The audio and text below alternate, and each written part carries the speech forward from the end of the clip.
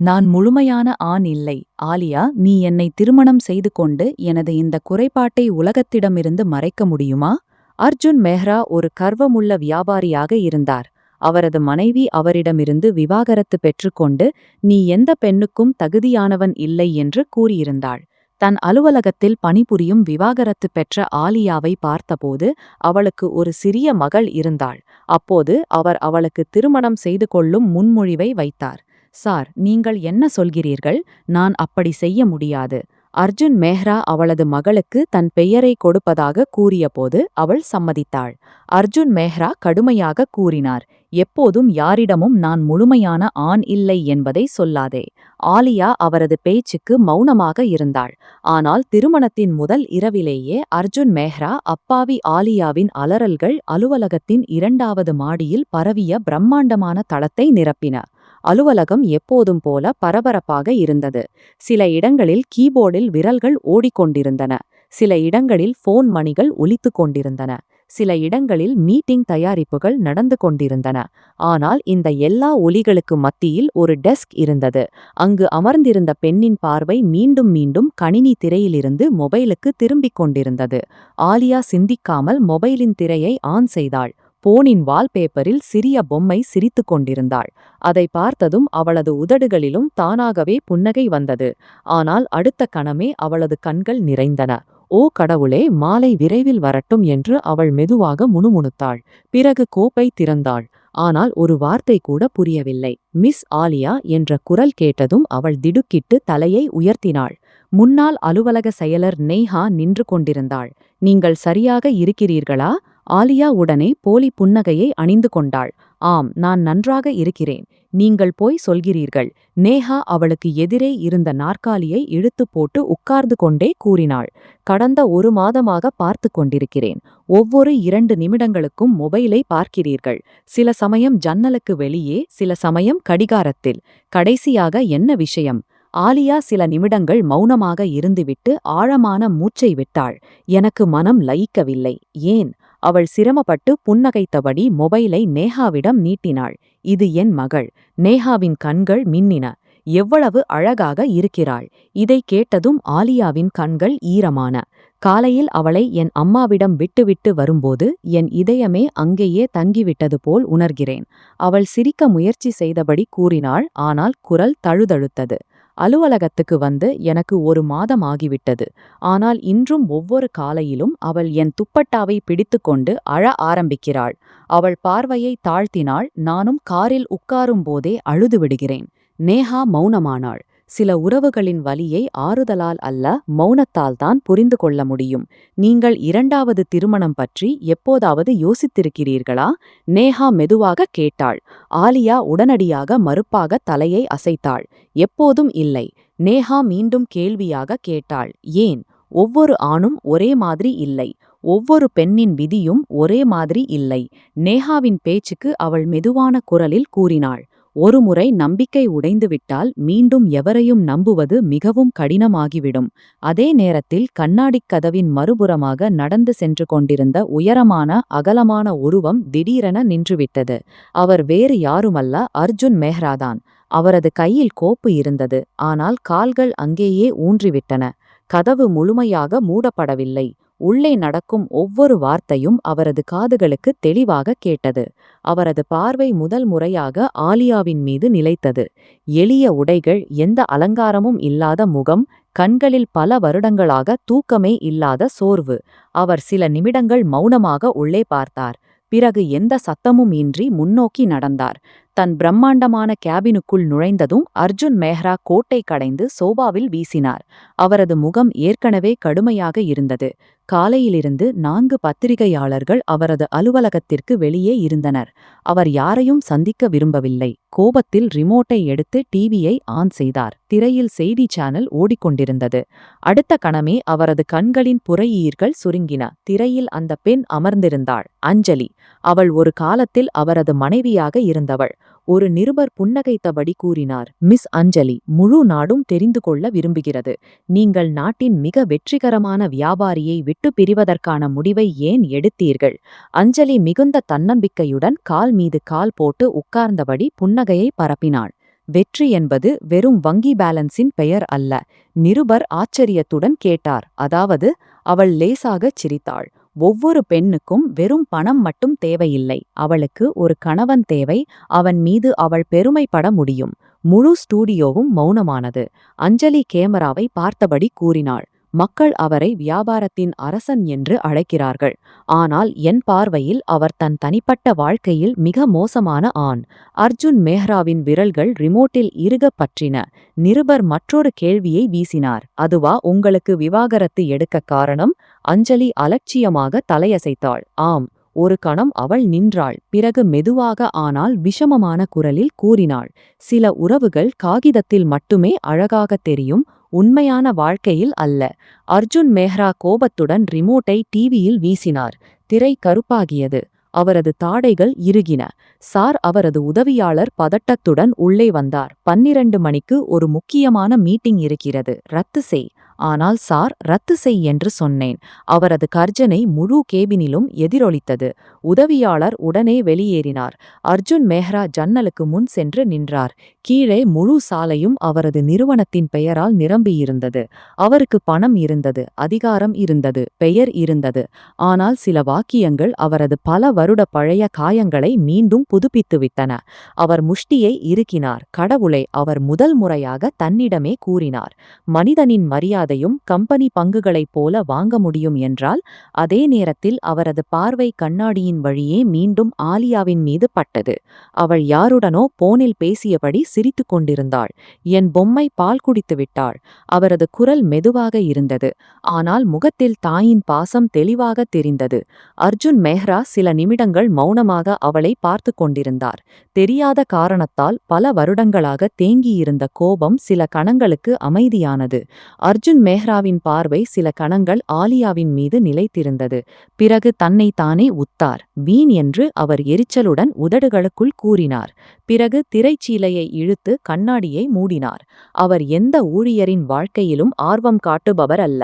அவரது உலகம் வெறும் வியாபாரமும் இப்போது வெறுப்பும் மட்டுமே. சிறிது நேரத்துக்குப் பிறகு நேஹா புன்னகைத்தபடி அவளை அழைத்தாள்.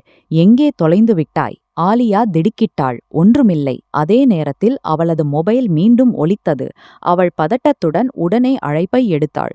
அவளுக்கு பயம் வந்தது. அவளது மகளுக்கு ஏதாவது ஆகிவிட்டதோ என்று. வணக்கம் அம்மா. மறுபுறம் அம்மாவின் மென்மையான குரல் வந்தது. வணக்கம் பெண்ணே, பயப்படாதே. பொம்மை இப்போது தூங்கிவிட்டாள். ஆலியா நிம்மதியுடன் கண்களை மூடினாள். அழவில்லையா? முதலில் அதிகம் அழுதாள், பிறகு தூங்கிவிட்டாள். இதை கேட்டதும் ஆலியாவின் கண்கள் ஈரமான. அவள் மௌனமாக இருந்தாள். அழைப்பு துண்டிக்கப்பட்டதும் ஆலியா விரைவாக கண்ணீரை துடைத்தாள். நேஹா மெதுவாக அவளது கையை அழுத்தினாள். ஒரு நாள் எல்லாம் சரியாகிவிடும். ஆலியா புன்னகைக்க முயற்சி செய்தாள். ஆம், ஒருவேளை. ஆனால் அவளது ஒருவேளையில் நம்பிக்கையை விட சோர்வு அதிகமாக இருந்தது. மதியம் சுமார் நேரத்தில் முழு தளமும் அமைதியாகிவிட்டது. பல ஊழியர்கள் தங்கள் இருக்கைகளிலிருந்து எழுந்து நின்றனர். சார் வருகிறார் என்று ஒருவர் மெதுவாக கூறினார். ஆலியாவும் திடீரென தலையை உயர்த்தினாள். உயரமான உருவம், கருப்பு சூட், குளிர்ந்த முகம் கொண்ட நபர் முழு தளத்திலும் நடந்து வருகிறார். ஒவ்வொருவரின் பார்வையும் தாழ்ந்தது. அவர் யாருக்கும் நமஸ்தே என்று பதில் சொல்லாமல் வெறும் தலையசைப்பால் திருப்திப்படுத்தினார். அவர் நேராக ஆலியாவின் டெஸ்க் அருகில் வந்தார். ஆலியா உடனே எழுந்தாள். Good afternoon sir. Arjun Mehra அவள் மீது ஒரு பார்வை மட்டும் வீசினார். பிறகு அவளது மேஜையில் நின்றார். கோப்பை எடுத்தார். சில பக்கங்களை பார்த்தார். இந்த அறிக்கையை நீங்கள் தயாரித்தீர்களா? ஆம் சார். உங்களுக்கு அக்கவுண்ட்ஸில் எத்தனை வருட அனுபவம்? சுமார் 3 வருடங்கள். அவள் தயக்கமின்றி பதிலளித்தாள். அர்ஜுன் மெஹ்ரா மீண்டும் கோப்பை மூடினார். தவறுகள் குறைவு. வெறும் 4 வார்த்தைகள். ஆனால் முழு அலுவலகத்திலும் மின்சாரம் பாய்ந்தது போல் ஆனது. ஏனெனில் அர்ஜுன் மெஹ்ரா எப்போதும் யாரையும் பாராட்டுவதில்லை. அவர் கோப்பை எடுத்துக்கொண்டு முன்னோக்கி நடந்தார். நேஹா உடனே ஆலியாவை பார்த்தாள். Oh my god! ஆலியா ஆச்சரியமடைந்தாள். என்ன ஆயிற்று? நீ தெரியுமா இப்போது என்ன நடந்தது என்று? என்ன சார், உன் வேலையை பாராட்டினார். ஆலியா தவிப்புடன் தோள்களை உயர்த்தினாள். அதில் என்ன பெரிய விஷயம்? நேஹா 2 கைகளையும் தலையில் வைத்துக் கொண்டாள். கடந்த 2 வருடங்களில் அவர்கள் யாரையும் உன் வேலை நல்லது என்று சொன்னதில்லை. ஆலியா மௌனமாக இருந்தாள். இந்த விஷயங்களை விட அவளுக்கு மாலை நேரம்தான் அதிக கவலை. கடிகாரத்தில் வெறும் 3 மணி இருந்தது. ஆனால் நேரம் தெரிந்தே நின்றுவிட்டது போல் உணர்ந்தாள். மாலை 5 மணி அடித்ததும் அவள் விரைவாக தன் பையை எடுத்தாள். நான் போகிறேன் நேஹா. இவ்வளவு சீக்கிரமா? நேஹா ஆச்சரியத்துடன் கேட்டாள். பொம்மை காத்து கொண்டிருப்பாள். இப்படி சொல்லிவிட்டு அவள் புன்னகைத்தபடி வெளியேறினாள். அலுவலகத்திற்கு வெளியே பஸ் நிறுத்தம் வரை செல்ல 10 நிமிடங்கள் ஆயின. வானிலை திடீரென மாறியது. கருப்பு மேகங்கள் வானத்தை மூடின. சிறிது நேரத்தில் மழை தொடங்கியது. முதலில் லேசான துளிகள், பிறகு வேகம் பிடித்தது. மக்கள் ஓடி ஷெட் அடியில் திரண்டனர். ஆலியா தன் துப்பட்டாவை தலையில் வைத்துக்கொண்டு பையை மார்புடன் அணைத்துக் கொண்டாள். அவளது பதற்றமான பார்வை மீண்டும் மீண்டும் சாலையில் ஓடியது. ஓ கடவுளே, விரைவில் ஏதாவது வண்டி கிடைக்கட்டும். அதே நேரத்தில் ஒரு கருப்பு நிற லக்ஷரி கார் மெதுவாக அவள் முன் வந்து நின்றது. கருப்பு கண்ணாடி இறங்கியது. உள்ளே அர்ஜுன் மெஹ்ரா உட்கார்ந்திருந்தார். அவர் சில கணங்கள் ஆலியாவை பார்த்தார். மழைத்துளிகள் அவரது முகத்தில் விழுந்து கொண்டிருந்தன. துப்பட்டா நனைந்து விட்டது. ஆனால் அவளது முதல் கவலை இன்னும் வீட்டில்தான் இருந்தது. உட்காருங்கள், அர்ஜுன் மெஹ்ரா உறுதியான குரலில் கூறினார். ஆலியா ஒரு அடி பின்வாங்கினாள். இல்லை சார், நன்றி, நான் போய்விடுகிறேன். அர்ஜுன் மெஹ்ரா அவளது பேச்சைக் கேட்டார். ஆனால் பதில் கொடுக்கவில்லை. அதே நேரத்தில் மழை இன்னும் தீவிரமடைந்தது. காற்றின் அடியில் ஆலியாவின் துப்பட்டா ஒரு பக்கம் பறந்தது. அவள் பதறி அதை பிடித்து கொண்டாள். அர்ஜுன் மெஹ்ரா கடிகாரத்தை பார்த்தார். பிறகு உலர்ந்த குரலில் கூறினார். இது சரியில்லை. அலுவலக ஊழியரை இந்த நிலையில் விட்டுவிட்டு போவது கம்பெனி கொள்கைக்கு எதிரானது.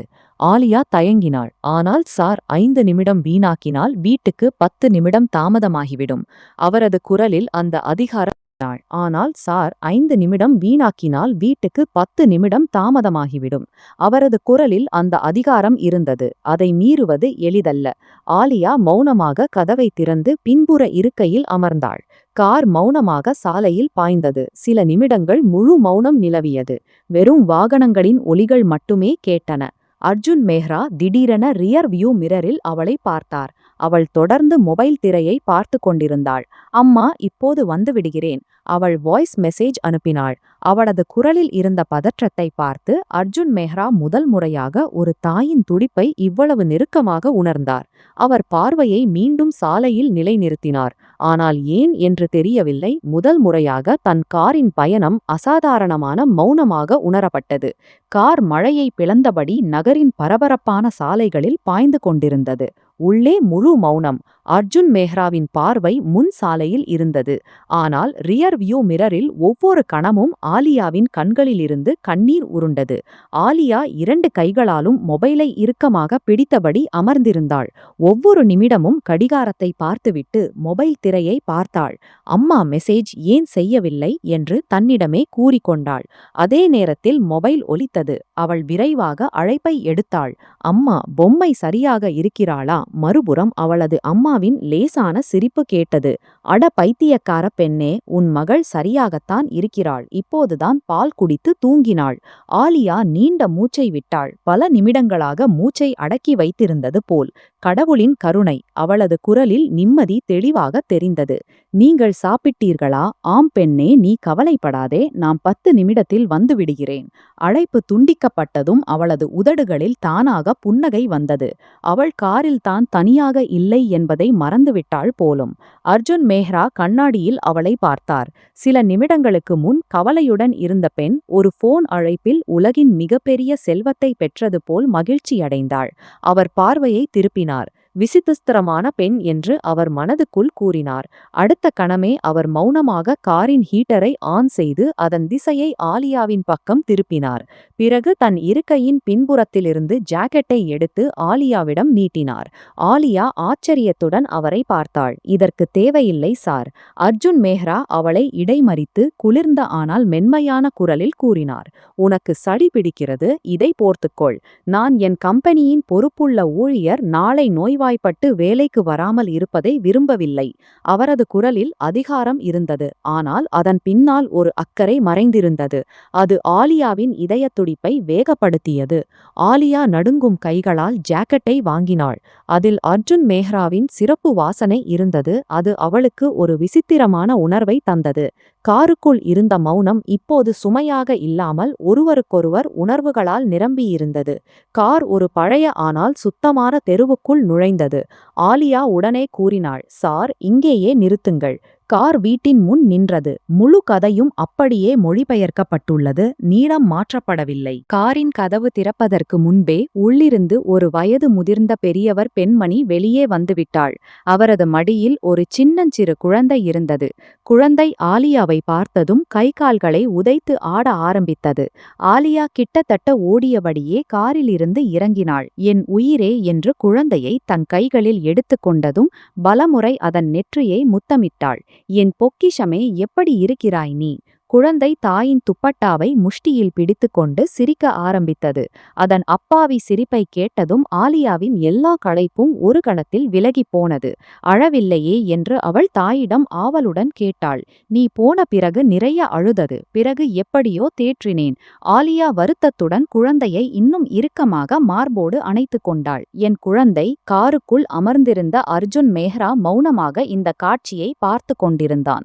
அவன் வாழ்க்கையில் பல தாய்மார்கள் பார்த்திருந்தான். ஆனால் எந்த தாயும் தன் குழந்தையுடன் இப்படி ஒட்டிக்கொள்வதை ஒருவேளை முதல் முறையாக பார்த்திருப்பான். அவன் சில கணங்கள் அவர்களை பார்த்து கொண்டிருந்தான். பிறகு மௌனமாக காரை முன்னால் நகர்த்தினான். ஆலியாவுக்கு கார் எப்போது போனது என்று கூட தெரியவில்லை. அவளது முழு உலகமும் அந்த நேரத்தில் அவளது கைகளுக்குள் புன்னகைத்துக் கொண்டிருந்தது.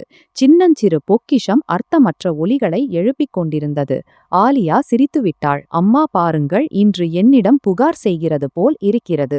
அவளது தாயும் புன்னகைத்தாள். "புகார் இல்லை, கணக்கு கேட்கிறது. என்னை விட்டுவிட்டு ஏன் போகிறாய்?" என்று.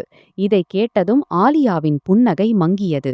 அவள் குழந்தையின் முகத்தை முத்தமிட்டாள். "என் உயிரே, கட்டாயம்" என்று மெதுவாக சொன்னாள். "வேலை செய்யாவிட்டால் உனக்கு பால் பாட்டிலும் கூட கஷ்டமாகிவிடும்." அவளது தாய் உடனே பேச்சை மாற்றினாள். "வா, முதலில் சாப்பிடு." ஆலியா மறுப்பாக தலையசைத்தாள். "முதலில் பொக்கிஷத்தை குளிப்பாட்டி விடுகிறேன்." அவள் குழந்தையை தூக்கிக் கொண்டு உள்ளே சென்றாள். அறைக்குள் நுழைந்ததும் அலமாரியிலிருந்து சின்னஞ்சிறு இளஞ்சிவப்பு ஃப்ராக்கை எடுத்தாள். குழந்தை தண்ணீரை பார்த்ததும் சிரித்துக்கொண்டே குதித்தது. "ஓஹோ!" ஆலியாவும் சிரித்தாள். "இன்னும் கோபம் தீரவில்லையா மேடம்?" குழந்தை தண்ணீரை தெளித்து அவள் முகத்தில் விழச் செய்தது. "அரே!" ஆலியா பாசாங்கு கோபம் காட்டினாள். "இப்போது மாமாவையும் குளிப்பாட்டுவாயா?" குழந்தை மீண்டும் சிரிக்க ஆரம்பித்தது. அறையில் பல நாட்களுக்குப் பிறகு சிரிப்பொலி எதிரொலித்தது. மறுபுறம் அர்ஜுன் மேஹ்ராவின் கார் அவனது ஆடம்பரமான பங்களாவுக்குள் நுழைந்தது. முழு வீடும் ஒளிர்ந்து கொண்டிருந்தது. வேலையாட்கள் வரிசையாக நின்றிருந்தனர். "வரவேற்கிறோம் சார்." அவன் யாருக்கும் பதில் சொல்லவில்லை.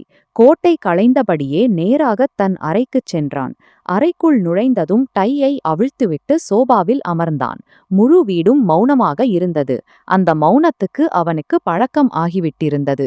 திடீரென்று அவன் பார்வை முன்னால் வைக்கப்பட்டிருந்த ஒரு புகைப்படத்தின் மீது பட்டது. திருமண புகைப்படம். அதில் அவனும் அஞ்சலியும் புன்னகைத்துக் கொண்டிருந்தனர். சில கணங்கள் அவன் அந்த புகைப்படத்தை வெறித்து பார்த்தான். பிறகு திடீரென்று எழுந்தான். புகைப்படத்தை கையில் எடுத்து முழு வலிமையுடன் சுவரில் எறிந்தான். கண்ணாடி உடைந்து தரையில் சிதறியது. வேலைக்காரன் கதவுக்கு வெளியே நின்று பயந்து போனான். "இதை சுத்தம் செய்யட்டுமா?" அர்ஜுன் மேஹ்ரா குளிர்ந்த குரலில் சொன்னான். "விட்டுவிடு." அவன் சில கணங்கள் மௌனமாக இருந்தான். பிறகு சொன்னான், "சில வாசனைகள் பரவிய பிறகு மீண்டும் சுத்தம் செய்ய முடியாது. அப்படியே விடு." வேலைக்காரன் மௌனமாக வெளியே சென்றான். அர்ஜுன் மேஹ்ரா ஜன்னலுக்கு முன்பாக நின்றான். இன்று ஏன் அவன் மனதில் மீண்டும் மீண்டும் அதே காட்சி சுழன்று கொண்டிருந்தது. ஒரு தாய் தன் குழந்தையை மார்போடு அணைத்துக் கொண்டு அழுது கொண்டும் சிரித்து கொண்டும் இருந்தாள். அவன் வேதனையுடன் கண்களை மூடிக்கொண்டான். "எவ்வளவு விசித்திரமான விஷயம்" என்று தன்னிடமே சொன்னான். "சிலருக்கு எதுவும் இருப்பதில்லை, ஆனாலும் அவர்கள் சந்தோஷமாக இருந்து விடுகிறார்கள். சிலருக்கு எல்லாம் இருக்கிறது." அவன் முழு காலியான வீட்டின் மீதும் பார்வையை ஓட்டினான். ஆனால் வீடு இன்னும் காலியாகவே இருந்தது. அந்த நொடியில் அவன் மனதில் ஒரு எண்ணம் மின்னலாக ஓடியது. அவன் உடனே திரும்பி யாரையோ அழைக்க ஆரம்பித்தான். "ரோஹன், என் பேச்சைக் கேள்." "G sir." பர்சனல் ஃபைல் செக்ஷனில் இருந்து மிஸ் ஆலியாவின் முழு ஊழியர் ஃபைலை இப்போதே என் அறைக்கு எடுத்து வா. மறுபுறம் சில கணங்கள் மௌனம் நிலவியது. சார், அர்ஜுன் மேஹ்ராவின் குரல் இன்னும் அதிகம் குளிர்ந்தது. நான் இரண்டாவது முறை சொல்லக் கற்றுக்கொள்ளவில்லை சத்ரி சார். 5 நிமிடத்தில் எடுத்து வருகிறேன். அர்ஜுன் மேஹ்ரா போனை வைத்தான். அவனுக்கே தெரியாது அவன் ஏன் ஒரு சாதாரண ஊழியரின் ஃபைலை வரவழைக்கிறான். ஆனால் விதி மௌனமாக அவனது வாழ்க்கையின் அடுத்த பாதையை திறந்துவிட்டிருந்தது. இரவு சுமார் 9 மணி ஆகியிருந்தது. அர்ஜுன் மேஹ்ராவின் அறையில் மேஜை விளக்கு மட்டும் எரிந்து கொண்டிருந்தது. மற்ற முழு அறையும் மெல்லிய இருட்டில் மூழ்கியிருந்தது. கதவில் தட்டு ஒலி கேட்டது. உள்ளே வா. ரோஹன் உள்ளே வந்தான். அவன் கையில் நீல நிற ஃபைல் இருந்தது. சார், மிஸ் ஆலியாவின் ஊழியர் ஃபைல். அர்ஜுன் மேஹ்ரா மௌனமாக கையை நீட்டினான். உங்களுக்கு வேறு ஏதாவது தேவையா சார்? இல்லை. ரோஹன் வெளியே சென்றான். அறையில் மீண்டும் மௌனம் நிலவியது. அர்ஜுன் மேஹ்ரா சில கணங்கள் ஃபைலை பார்த்தான். பிறகு மெதுவாக திறந்தான். மேலே பாஸ்போர்ட் சைஸ் புகைப்படம் இருந்தது. சாதாரண துப்பட்டா, மேக்கப் இல்லாத முகம், கண்களில் விசித்திரமான தீவிரம். அவன் சில கணங்கள் புகைப்படத்தை பார்த்தான். பிறகு அடுத்த பக்கத்தை புரட்டினான். பெயர் ஆலியா, வயது 24, திருமண நிலை விவாகரத்து பெற்றவர். அவன் பார்வை அடுத்த வரியில் நின்றது. ஒரு மகள், வயது 1. அவன் தானாகவே நாற்காலியில் சாய்ந்தான். 1 வருடம் என்று மெதுவாக சொன்னான். அவன் மனதில் மாலை நேரத்து அந்த காட்சி மீண்டும் உயிர் பெற்றது. சின்னஞ்சிறு பொக்கிஷமும் அதை மார்போடு அணைத்து கொண்டு அழும் ஆலியாவும். அவன் ஃபைலை மீண்டும் படித்தான். விவாகரத்துக்கான காரணம் பகுதியில் வெறும் 2 வார்த்தைகள் மட்டுமே எழுதப்பட்டிருந்தன. தனிப்பட்ட விஷயங்கள். அர்ஜுன் மேஹ்ராவின் உதடுகளில் மெல்லிய புன்னகை தோன்றியது. விசித்திரமான விஷயம் என்று உதடுகளுக்குள் சொன்னான். மக்கள் உடைவது பெரிய சத்தத்துடன் நடக்கிறது. ஆனால் காகிதங்களில் வெறும் 2 வார்த்தைகள் மட்டுமே எழுதப்படுகின்றன. அப்போது ஃபைலிலிருந்து ஒரு காகிதம் தவறி கீழே விழுந்தது. அவன் குனிந்து எடுத்தான். இது நிறுவனத்தில் வேலைக்கான விண்ணப்பத்துடன் இணைக்கப்பட்ட கையால் எழுதப்பட்ட மனு. நான் இந்த வேலையின் மிகவும் தேவையானவள். எனக்கு 1 வயது மகள் இருக்கிறாள். என்னை தவிர அவளுக்கு வேறு எந்த ஆதரவும் இல்லை. எனக்கு இந்த வேலை கிடைத்தால் என் குழந்தையை நன்றாக வளர்க்க முடியும். கீழே வெறும் ஒரு கையொப்பம் மட்டும். ஆலியா. அர்ஜுன் மேஹ்ரா நீண்ட நேரம் அந்த மனுவை படித்துக் கொண்டிருந்தான். முதல் முறையாக அவனுக்கு உணர்வு ஏற்பட்டது. இந்த பெண் வேலையை விருப்பத்துக்காக அல்ல, கட்டாயத்துக்காக செய்கிறாள். இங்கே ஆலியா சாப்பாட்டு மேஜையில் அமர்ந்திருந்தாள். பொக்கிஷம் அவள் மடியில் இருந்தது. அது கரண்டியை பிடிக்க பிடிவாதம் செய்து கொண்டிருந்தது. அரே என் உயிரே! ஆலியா சிரித்தாள். இது கரண்டி, சாப்பிடுவதற்கு அல்ல. குழந்தை பிடிவாதமாக மீண்டும் கையை நீட்டியது. அவளது தாய் இருவரையும் பார்த்து புன்னகைத்துக் கொண்டிருந்தாள். பூரணமாக தன் தாயைப் போலவே பிடிவாதக்காரி. ஆலியா பொய்யாக கோபம் காட்டியபடி சொன்னாள். இதைக் கேட்டு மூவரின் சிரிப்பும் அறையில் பரவியது. சில நிமிடங்கள் கழித்து திடீரென்று அவளது தாய் மௌனமானாள். அவர்கள் தண்ணீர் டம்ளரை மேஜையில் வைத்தனர். ஆலியா, ஒரு விஷயம் கேட்கலாமா? ஜி அம்மி. ஆலியா அவர்களின் குரலை மட்டுமே கேட்டு என்ன பேசப் போகிறார்கள் என்று ஊகித்துக் கொண்டாள். அவள் மெதுவாக குழந்தையின் தலைமுடியை தடவினாள். கேளுங்கள். இப்படி எவ்வளவு நாளைக்கு வாழ்க்கையை ஓட்டப் போகிறாய்? ஆலியா மௌனமாக இருந்தாள். மகளே, ஒவ்வொரு ஆணும் உன் ஏமாற்றுக்கார கணவன் போல இல்லை. ஆலியாவின் கைகள் நின்றன. மகளே, நான் உன் எதிர்காலத்தை பற்றிய கவலையில்தான். என்னை பற்றி யார் கவலைப்படுவார்கள்? ஆலியா முதல் முறையாக பார்வையை உயர்த்தினாள். இரண்டாவது உறவும் முதல் போல ஆகிவிட்டாள். அவள் குரல் தழுதழுத்தது. யாராவது ஒருவர் பொக்கிஷத்தை ஏற்றுக்கொள்ளாவிட்டால், திருமணத்துக்குப் பிறகு அவன் என் மகளை சுமையாக நினைக்க ஆரம்பித்து விட்டாள். அவள் பேச்சை முடிக்கவில்லை. கண்களிலிருந்து ஒரு கண்ணீர் மௌனமாக கன்னத்தில் வழிந்தது. நான் இரண்டாவது முறை உடைய முடியாது அம்மி. அறையில் மௌனம் நிலவியது. அவளது தாய் முன்னால் வந்து அவள் கையை பிடித்து கொண்டாள். இறைவனிடம் நம்பிக்கை வை மகளே. ஆலியா மெல்லிய புன்னகைத்தாள். ஆனால் அந்த புன்னகை தன் தாயை தேற்றுவதற்காக மட்டுமே. அதே நேரத்தில் அர்ஜுன் மேஹ்ரா தன் அறையில் ஃபைலை மூடிக்கொண்டிருந்தான். அவன் பார்வை முன் சுவரில் இருந்தது. ஆனால் மனம் வேறெங்கோ இருந்தது. திடீரென்று காலையில் நியூஸ் சேனலில் அஞ்சலியின் வார்த்தைகள் நினைவுக்கு வந்தன. அவன் ஆண் இல்லை. அவன் முஷ்டிகள் இறுகின. அடுத்த கணமே ஏன் என்று தெரியாமல் ஆலியாவின் விண்ணப்பம் அவன் முன் சுழன்றது. என் மகளைத் தவிர எனக்கு வேறு ஆதரவு இல்லை. 2 வெவ்வேறு வாழ்க்கைகள், 2 வெவ்வேறு காயங்கள். ஆனால் இரண்டிலும் ஒரே விஷயம் பொதுவாக இருந்தது: தனிமை. அர்ஜுன் மேஹ்ரா ஆழமாக மூச்சுவிட்டான். பிறகு போனை எடுத்தான். ரோஹன், ஜி சார், நாளை காலை 10 மணிக்கு ஆலியாவை என் கேபினுக்கு அனுப்பி வை. ரோஹன் சில கணங்கள் மௌனமாக இருந்தான். நேஹாவின் பார்வை ஒவ்வொரு சில நிமிடங்களுக்கும் கடிகாரத்துக்கு சென்று கொண்டிருந்தது. அவள் திடீரென்று தன் நாற்காலியிலிருந்து எழுந்து ஆலியாவின் மேஜைக்கு அருகில் விரைந்து வந்தாள். மிஸ் ஆலியா. ஆலியா கம்ப்யூட்டரிலிருந்து பார்வையை உயர்த்தினாள். ஜி சார் உங்களை 10 மணிக்கு தன் கேபினுக்கு வரச் சொன்னார். ஆலியாவின் கைகள் தானாகவே நின்றன. என்னை? ஆம், உன்னைத்தான். நேஹா தலையசைத்தாள். ரோஹன் சார் வந்திருந்தார். ஆலியாவின் இதயம் திடீரென்று துடிக்க ஆரம்பித்தது. ஆனால் ஏன்? அது எனக்கும் தெரியாது. நேஹா தோள்களை உயர்த்தினாள். ஒரு விஷயம் சொல்கிறேன், பயப்படாதே என்று சிரிக்க முயன்றபடி சொன்னாள். சாரின் முகத்தை பார்த்தாலே உலகத்தின் ஒவ்வொரு நபரும் அவர்களிடமிருந்து 10 கோடி ரூபாய் எடுத்து ஓடிவிட்டது போல் தெரிகிறது. நேஹாவின் பேச்சில் ஆலியா சிரித்துவிட்டாள். நேஹா, நீயும் சரியாகத்தான் சொல்கிறாய். நேஹா மெதுவாக காதோரமாக சொன்னாள். நான் 3 வருடங்களில் அவர்களை புன்னகைப்பதை பார்த்ததில்லை. அப்போது போன் அழைப்பு ஒலித்தது. நேஹா ரிசீவரை எடுத்தாள். G sir. சில கணங்கள் மௌனம். ஜி, இப்போதே அனுப்புகிறேன். போனை வைத்ததும் அவள் ஆலியாவை பார்த்தாள். போ, சார் காத்திருக்கிறார். ஆலியா ஆழமாக மூச்சுவிட்டாள். துப்பட்டாவை சரி செய்தாள். ஃபைலை கையில் எடுத்துக்கொண்டு மெதுவாக அர்ஜுன் மேஹ்ராவின் கேபினை நோக்கி நடந்தாள். ஒவ்வொரு அடியிலும் அவள் இதயத் துடிப்பு அதிகரித்தது. கேபினுக்கு வெளியே வந்ததும் அவள் மெல்லியதாக தட்டினாள். மே ஐ கமின் சார்? உள்ளிருந்து அதே கனமான குரல் வந்தது. கமின். ஆலியா கதவை திறந்தாள். அர்ஜுன் மேஹ்ரா கண்ணாடி சுவருக்கு முன்பாக நின்று நகரத்தை பார்த்து கொண்டிருந்தான். அவன் திரும்பாமலேயே சொன்னான், உட்காருங்கள். I come in sir. உள்ளிருந்து அதே கனமான குரல் வந்தது. கமின். ஆலியா கதவை திறந்தாள். அர்ஜுன் மேஹ்ரா கண்ணாடி சுவருக்கு முன்பாக நின்று நகரத்தை பார்த்து கொண்டிருந்தான். அவன் திரும்பாமலேயே சொன்னான், உட்காருங்கள். G sir. அவள் முன் இருந்த நாற்காலியில் மௌனமாக அமர்ந்தாள். அறையில் சில கணங்கள் முழு மௌனம் நிலவியது. வெளியிலிருந்து மெல்லிய சத்தம் மட்டும் கேட்டது. பிறகு அர்ஜுன் மேஹ்ரா மெதுவாக திரும்பினான். அவன் பார்வை நேரடியாக ஆலியாவின் மீது நிலைத்தது. வேலை எப்படி போகிறது? ஆலியா இந்த கேள்வியை எதிர்பார்க்கவில்லை. ஜி, மிகவும் நன்றாக நடந்து கொண்டிருக்கிறது சார். உங்களுக்கு எந்த பிரச்சனையும் இல்லையே? இல்லை சார். சம்பளம் குறைவாக இல்லையே? ஆலியா உடனே மறுப்பாக தலையசைத்தாள். இல்லை சார், இருப்பதே எனக்கு போதும். வேலை செய்வதற்கு ஒவ்வொரு மனிதனுக்கும் ஒரு கட்டாயம் இருக்கிறது. அவன் மெதுவாக சொன்னான். உங்களுடையது என்ன? இந்த கேள்வியை கேட்டதும் ஆலியா திடுக்கிட்டாள். சில கணங்கள் மௌனமாக இருந்தாள். பிறகு மெல்லிய குரலில் சொன்னாள், எல்லா விஷயங்களையும் ஆபீஸில் சொல்ல முடியாது சார். அர்ஜுன் மேஹ்ராவின் உதடுகளில் மிக மெல்லிய புன்னகை உருவானது. ஒருவேளை முதல் முறையாக ஒரு ஊழியர் அவன் கேள்விக்கு இவ்வளவு தெளிவான பதில் கொடுத்திருப்பாள். நல்ல பதில். அவன் தன் நாற்காலியில் அமர்ந்தான். நான் யாருடைய தனிப்பட்ட வாழ்க்கையிலும் தலையிட விரும்புவதில்லை. அவன் சில கணங்கள் நிறுத்தினான். ஆனால் நிறுவன ஊழியர் யாராவது சிரமத்தில் இருந்தால் நிறுவனத்தின் பொறுப்பும் அதுவே. ஆலியா ஆச்சரியத்துடன் அவனை பார்த்தாள்.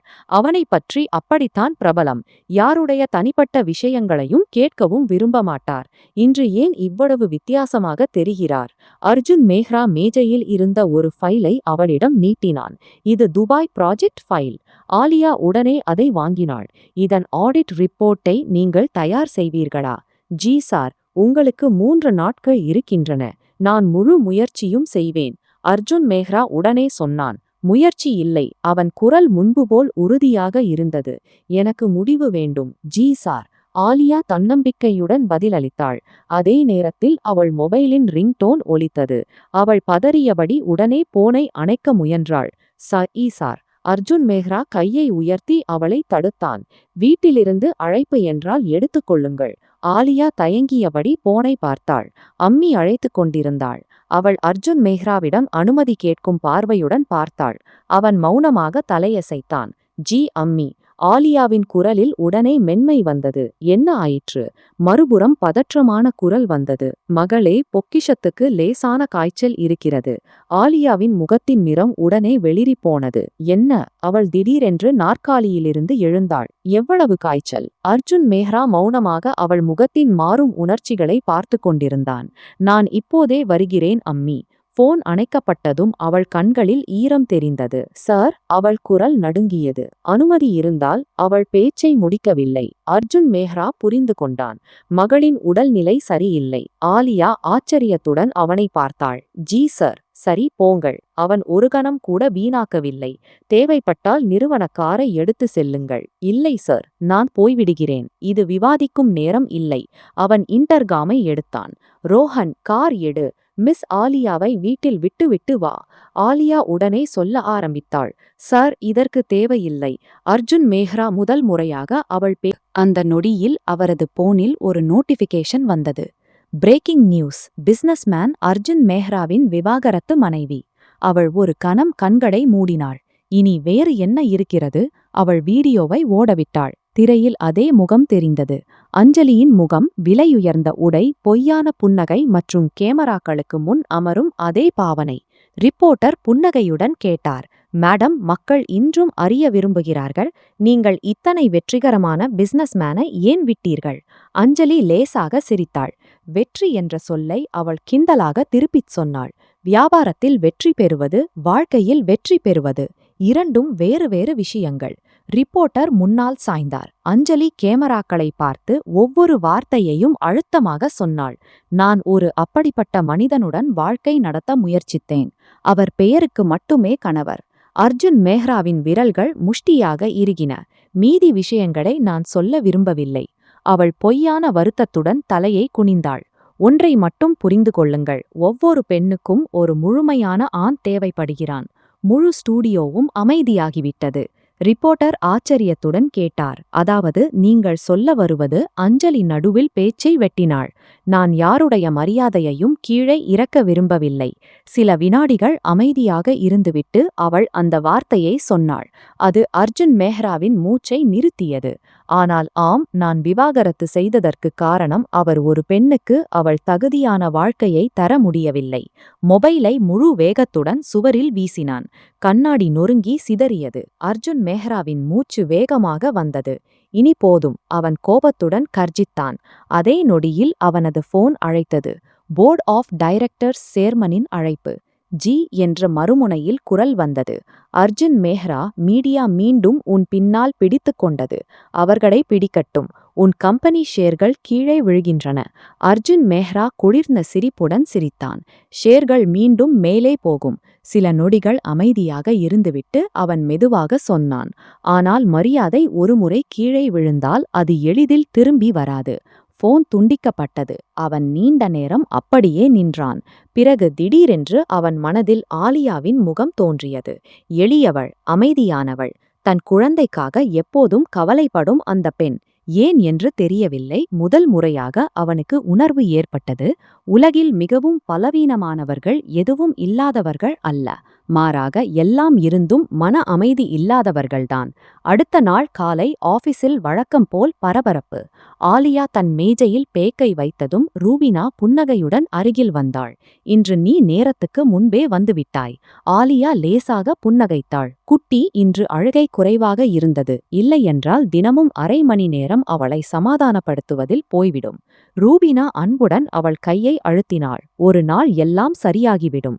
ஆலியா பதில் சொல்லும் முன்பே ரோஹன் அங்கு வந்தான். மிஸ் ஆலியா, அர்ஜுன் சார் உங்களை அழைக்கிறார். ஆலியா திடுக்கிட்டாள். என்னை? ஜி உடனே வர சொல்கிறார்.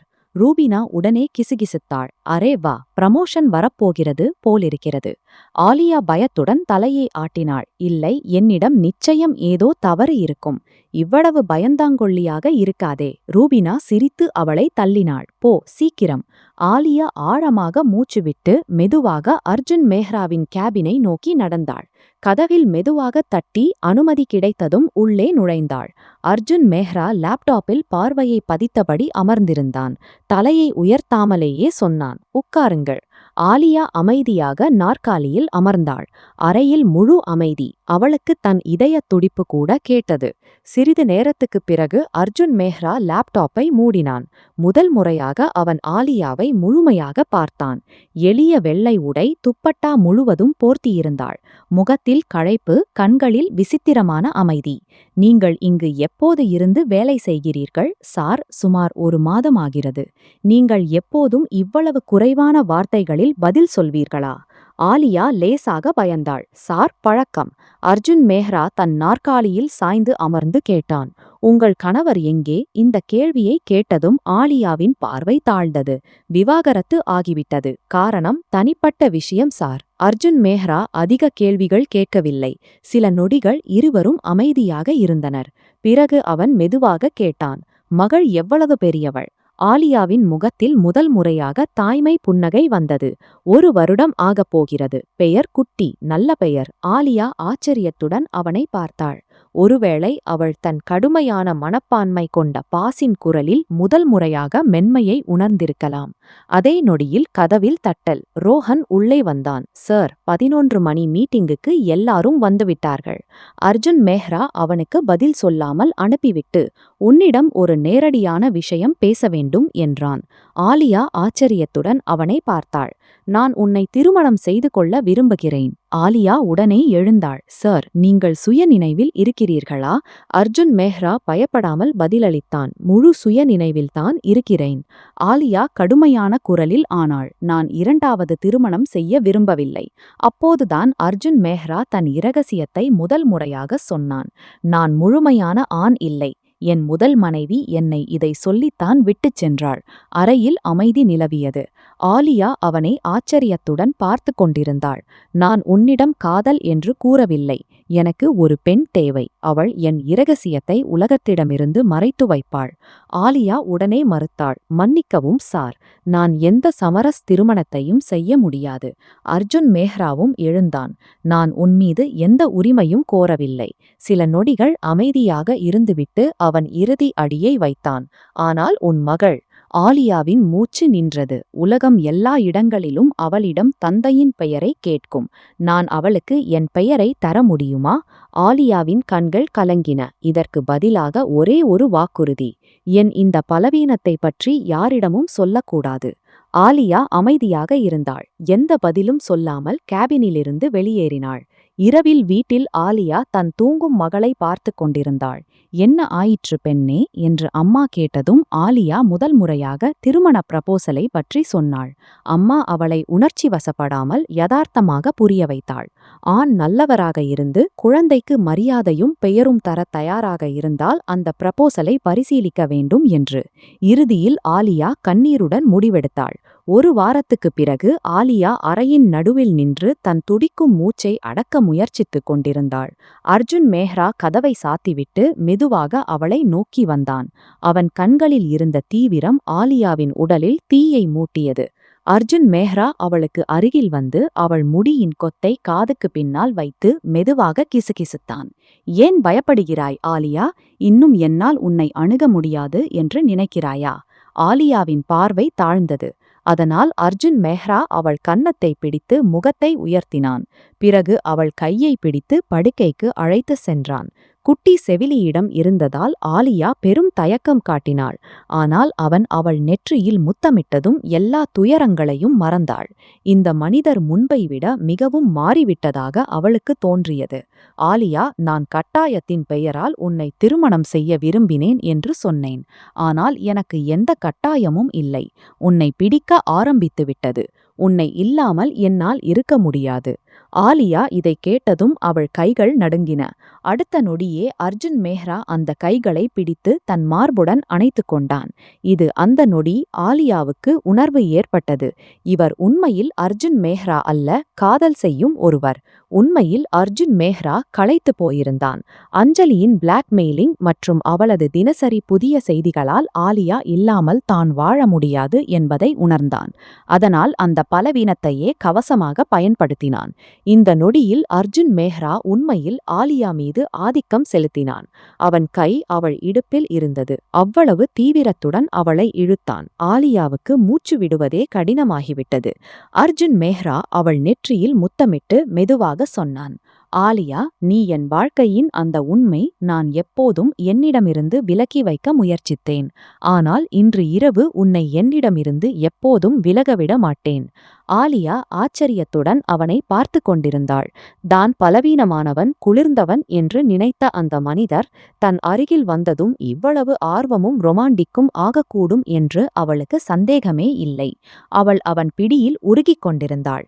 அர்ஜுன் மேஹ்ராவின் உதடுகளின் வெப்பம் அவள் இதயத் துடிப்புக்கு புதிய திருப்பத்தை கொடுத்தது. அவனை தன் கைகளில் நிரப்பி அவன் கிசுகிசுத்தான். இன்றிரவு நீயும் நானும் மட்டுமே, எந்த சமரசமும் இல்லை. உன் மீதான என் காதல் மட்டுமே. அவன் பாணி அவ்வளவு நேர்மையானது. ஆலியா தன்னை அவனிடம் ஒப்படைத்தாள். அவளுக்கு உணர்வு ஏற்பட்டது. அவள் ஒரு உலகத்திற்கு வந்துவிட்டாள். அங்கு உணர்வுகளும் நெருக்கமும் மட்டுமே வாழ்கின்றன. அடுத்த நாள் காலையின் காட்சி இன்னும் அழகாக இருந்தது. ஆலியா அர்ஜுன் மேஹ்ராவின் கைகளில் இறுக்கமாக படுத்திருந்தாள். அவள் எழுந்து போக முயற்சித்தாள். நீண்ட நேரமாக குளிக்கப் போக வேண்டும் என்று சொல்லிக் கொண்டிருந்தாள். ஆனால் அவன் அவளை விடவில்லை. ஒரே குரலில் மனசு வரவில்லை என்று சொல்லிக் கொண்டிருந்தான்.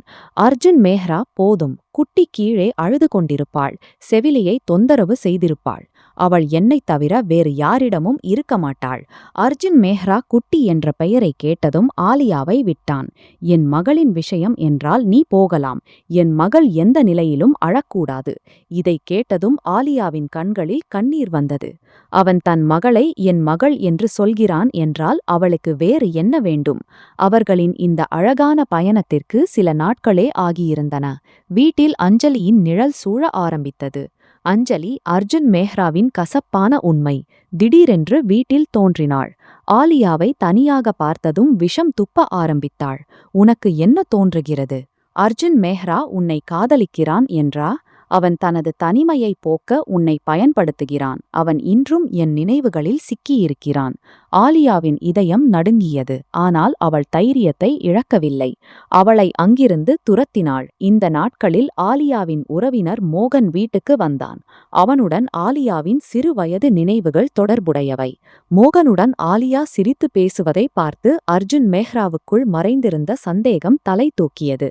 அர்ஜுன் மேஹ்ரா கிண்டலாக ஆலியாவிடம் சொன்னான், உனக்கு இந்த வீட்டின் அமைதியை விட உன் உறவினரின் துணை அதிகம் பிடிக்கிறது போலிருக்கிறது. உன் பழைய வாழ்க்கைக்கு திரும்ப விரும்பினால் நான் உன்னை தடுக்க மாட்டேன்.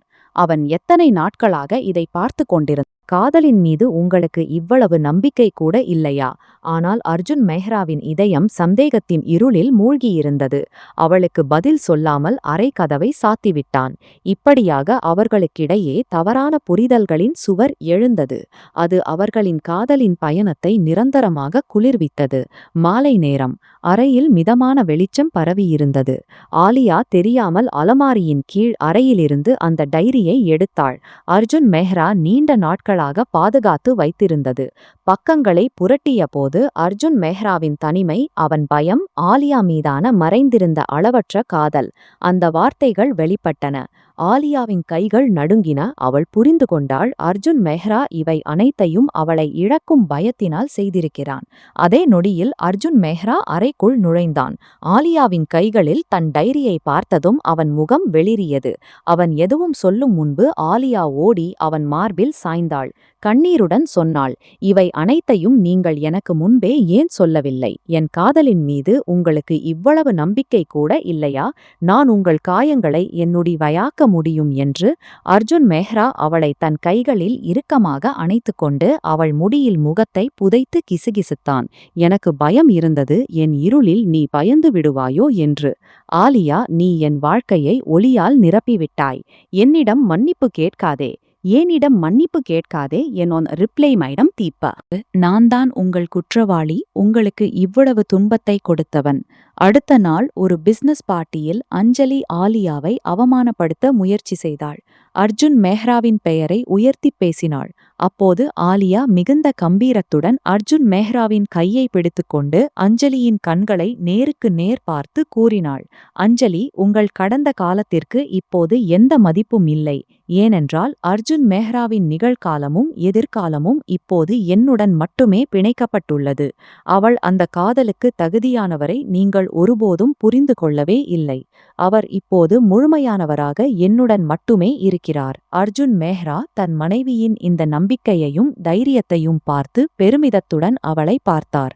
மேலும் அனைவரின் முன்னிலையில் அவளது நெற்றியில் முத்தமிட்டு ஆலியாதான் தன் வாழ்க்கையின் ஒரே ராணி என நிரூபித்தார். நீங்கள் எப்போதும் மீடியாவில் செய்திகளில் இருப்பதற்காக என் கணவரை பற்றி பொய் சொல்லிக் கொண்டிருப்பதால் இனி யாருக்கும் எந்த வித்தியாசமும் இல்லை. இதை கேட்டதும் அஞ்சலி வாலை சுருட்டிக் கொண்டு அங்கிருந்து ஓடிவிட்டாள். வீட்டிற்கு திரும்பும் வழியில் சூழலில் ஒரு விசித்திரமான அமைதி நிலவியது. அர்ஜுன் மேஹ்ரா ஆலியாவை தூக்கி படுக்கையில் அமர்த்தி அவளுக்கு அருகில் வந்து கூறினார், இன்றிலிருந்து நம் வாழ்க்கையில் எந்த தவறான புரிதலும் இருக்காது. இன்றிரவு நாம் கடந்த காலத்தை முழுவதுமாக மறந்துவிடுவோம். ஆலியா புன்னகையுடன் அவரை பார்த்து அவரது கழுத்தில் கைகளை போட்டு காதோரமாக கிசுகிசுத்தாள். நீங்கள் எனக்குரியவர்கள், நான் உங்களுக்குரியவள் மட்டுமே. இனி யாராலும் நம்மை பிரிக்க முடியாது. அர்ஜுன் மேஹ்ரா அவளை தீவிரத்துடன் தன் அருகில் இழுத்து அணைத்துக் கொண்டார். அந்த இரவில் அவர்களுக்கு இடையே இருந்த எல்லா இடைவெளிகளும் மறைந்தன. காதலின் வெப்பமும் ஒருவருக்கொருவர் நெருக்கமும் மட்டுமே எஞ்சியது. இரவு நேரங்களில் குட்டி பணிப்பெண் குழந்தையுடன் இருப்பாள். ஏனென்றால் ஆலியா அர்ஜுன் மேஹ்ரா தன் அழகான தருணங்களில் எந்த இடையூறும் உணரக்கூடாது என விரும்பினாள். குட்டியின் புன்னகையும் அவர்களின் ஒன்றாக வாழும் வாழ்க்கையும் இருவரும் ஒன்றாக கண்ட கனவான முழுமையான குடும்பத்தின் படத்தை வெளிப்படுத்தியது. இப்போது அங்கு அமைதி, காதல் மற்றும் ஒருவருக்கொருவர் மீதான நம்பிக்கை மட்டுமே இருந்தது. இதுவே அவர்களின் உறவின் உண்மையான வலிமை. அடுத்த மாலை நேரம் அர்ஜுன் மேஹ்ரா தயாராகி ட்ரெஸ்ஸிங் டேபிள் அருகில் நின்று தன் கடிகாரத்தை அமைத்துக் கொண்டிருந்தார். திடீரென அவரது பார்வை ஆலியாவின் மீது பட்டது. அவள் ஒரு அழகிய கடல் நீல நிற சேலையில் அவரை நோக்கி வந்தாள். அந்த சேலையில் அவள் ஒரு அப்சரையை விட குறைந்தவளாக தெரியவில்லை. அர்ஜுன் மேஹ்ரா அவளை பார்த்ததும் திகைத்து போனார். அவரது பார்வை ஆலியாவின் முகத்திலிருந்து நகர மறுத்தது. அவர் மெதுவாக அவளை நெருங்கி அவள் காதருகில் கிசுகிசுப்பாக கூறினார், உன் இந்த தோற்றம் என்னை பைத்தியமாக்குகிறது. நீ இப்படியே என் முன் வந்து கொண்டே இருந்தால் எனக்கு வெளியே செல்வது சாத்தியமற்றதாகிவிடும். ஆலியா புன்னகையுடன் தன் பார்வையை தாழ்த்தினாள். உடனே அர்ஜுன் மேஹ்ரா அவளை தன் கைகளின் வளையத்தில் இழுத்து அணைத்து கொண்டார். உன் சேலையில் இந்த எளிமையும் இந்த அழகும் எனக்கு மட்டுமே உரியது. இன்றிரவு நீ எங்கும் செல்லப்போவதில்லை. என்னுடன் மட்டுமே இருப்பாய். இருவரும் ஒரு விழாவிற்குச் சென்றனர். அங்கு ஆலியாவின் அழகு அனைவரையும் அவளை பார்க்கத் தூண்டியது. ஒரு நபர் ஆலியாவை சற்று அதிகமாகவே பார்த்துவிட்டு அவனை நோக்கி நகர முயற்சி செய்தார். ஆலியாவுக்கு அருகில் நின்ற அர்ஜுன் மேஹ்ரா அந்த நபரின் செயலை உணர்ந்தார். அர்ஜுன் மேஹ்ராவின் முகம் கோபத்தில் சிவந்தது. அவர் உடனே ஆலியாவின் கையை பிடித்து தனக்கு பின்னால் நிறுத்தி அந்த நபரின் கழுத்தை பிடித்து குளிர்ந்த குரலில் கூறினார், உன் பார்வையை கீழே வை. இவள் என் மனைவி. மீண்டும் உன் கண்கள் இவள் மீது உயர்ந்தால் நான் எங்கு நிற்கிறேன் என்பதை மறந்துவிடுவேன். அந்த நபர் அர்ஜுன் மேஹ்ராவின் கோபத்தை பார்த்து உடனே அங்கிருந்து சென்றுவிட்டார். அர்ஜுன் மேஹ்ரா ஆலியாவை திரும்பி பார்த்தார். அவரது கோபம் இன்னும் அடங்கவில்லை. ஆனால் ஆலியாவுக்காக அவரது கண்களில் ஒரு தவிப்பு இருந்தது. அது ஒரு கணவரால் மட்டுமே உணரக்கூடியது. திரும்பும் வழியில் காரில் அமைதி நிலவியது. ஆலியா மெதுவாக அர்ஜுன் மேஹ்ராவின் கையை பிடித்தாள். ஏன் இப்படி கோபப்பட்டீர்கள்? அர்ஜுன் மேஹ்ரா காரை ஓரமாக நிறுத்தி ஆலியாவை நோக்கி திரும்பி கூறினார், உனக்கு தெரியுமா ஆலியா, நீ என் உயிர். வேறு யாராவது உன்னை பார்த்தாலும் எனக்கு என் உடல் எரிவது போல் தோன்றும். உன் இந்த மனம் எனக்கு மட்டுமே. அவர் ஆலியாவின் முகத்தை தன் கைகளில் ஏந்தி அவ்வளவு தீவிரத்துடன் முத்தமிட்டார். ஆலியாவின் மூச்சு நின்று போனது. அந்த தருணத்தில் இருவரும் ஒருவருக்குள் ஒருவர் மூழ்கினர். வீட்டிற்கு வந்ததும் அர்ஜுன் மேஹ்ரா ஆலியாவை தூக்கி அறைக்குள் கொண்டு சென்றார். அந்த இரவில் அவர்களுக்கு இடையே எந்த தவறான புரிதலும் சண்டையும் இல்லை. ஒருவருக்கொருவர் மீதான அளவில்லாத காதலும் வாழ்நாள் முழுவதும் தங்கள் இதயத்தில் வைத்துக் கொள்ள விரும்பும் உணர்வும் மட்டுமே இருந்தது. அவர்கள் ஒருவரின் கைகளில் ஒருவர் பிணைந்து காலை வரை காதலின் பயணத்தில் மூழ்கினர். ஆலியாவுக்கு உணர்வு ஏற்பட்டது. தன் கணவர் தன்னை பாதுகாப்பதோடு தன்னை மிக அழகாக காதலிக்கவும் தெரிந்தவர் என்பதை. நண்பர்களே, இன்று இந்த கதை உங்களுக்கு எப்படி இருந்தது? கமெண்ட் செய்து கண்டிப்பாக சொல்லுங்கள். இந்த வீடியோ உங்களுக்கு பிடித்திருந்தால் வீடியோவை லைக் செய்யுங்கள். சேனலை சப்ஸ்கிரைப் செய்ய மறக்காதீர்கள்.